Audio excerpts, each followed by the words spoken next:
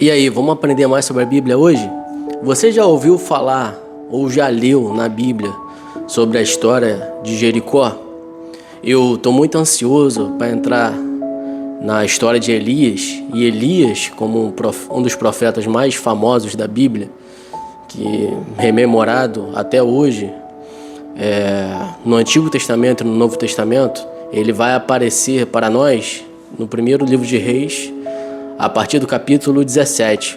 Mas antes de propriamente entrar na história de Elias, eu achei interessante destacar um versículo anterior a 1 Reis capítulo 17, que mais se aproxima de uma nota de rodapé que acaba passando despercebida dos leitores da Bíblia ou das pessoas que já ouviram falar sobre essa cidade chamada Jericó.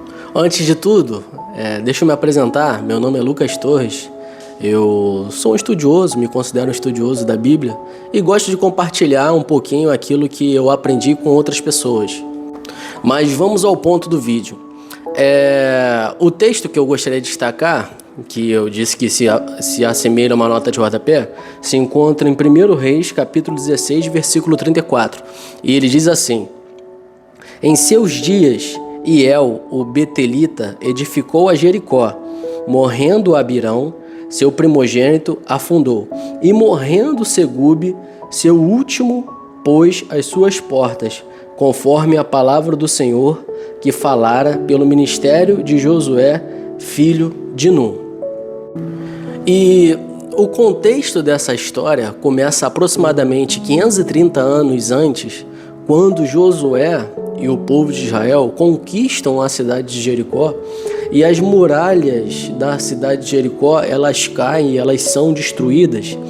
E lá em Josué capítulo 6, no versículo 26, Josué derrama uma maldição sobre essa cidade. E Josué diz assim, Maldito diante do Senhor o homem que se levantar e reedificar esta cidade de Jericó. Com a perda do seu primogênito, lhe lançará os fundamentos, e com a perda do seu filho mais moço, lhe porá as portas. Isso se encontra na Bíblia, em Josué, capítulo 6, versículo 26.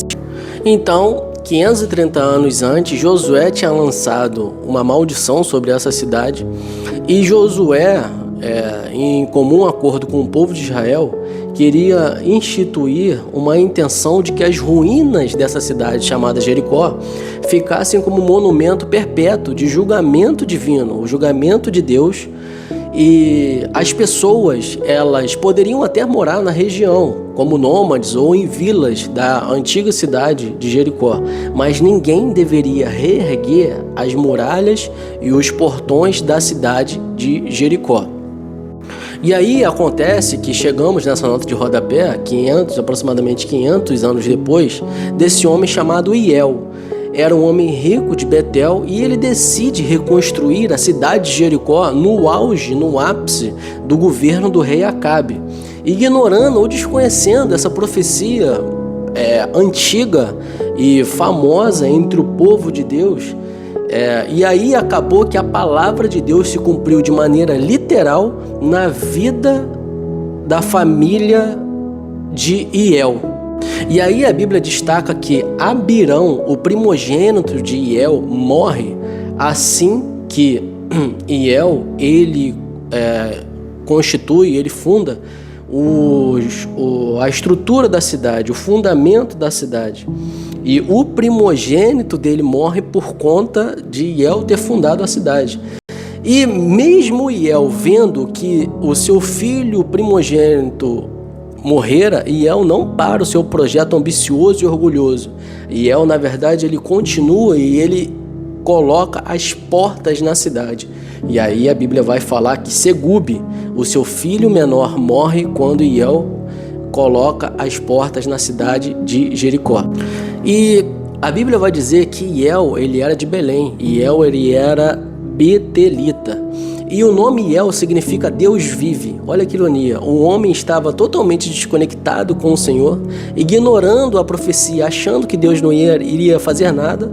Ele estava totalmente imiscuído dentro do governo de Acabe, E o seu nome significa Deus vive. Ele não cria, não tinha um relacionamento profundo com Deus.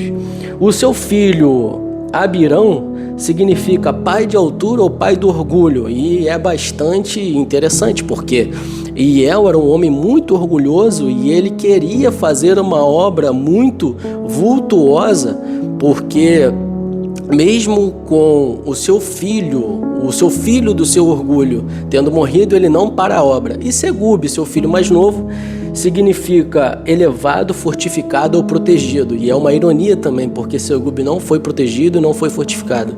Segube morre por conta da desobediência de Iel contra a profecia, contra a maldição que o povo de Deus e Josué instituíram sobre a cidade, e Segube, por conta disso, também morre. E para finalizar o vídeo, é interessante e importante destacar que Betel ficava à distância de mais ou menos 19 a 21 quilômetros de Jericó, e Betel estava numa região montanhosa, aproximadamente 850 metros acima do nível do mar.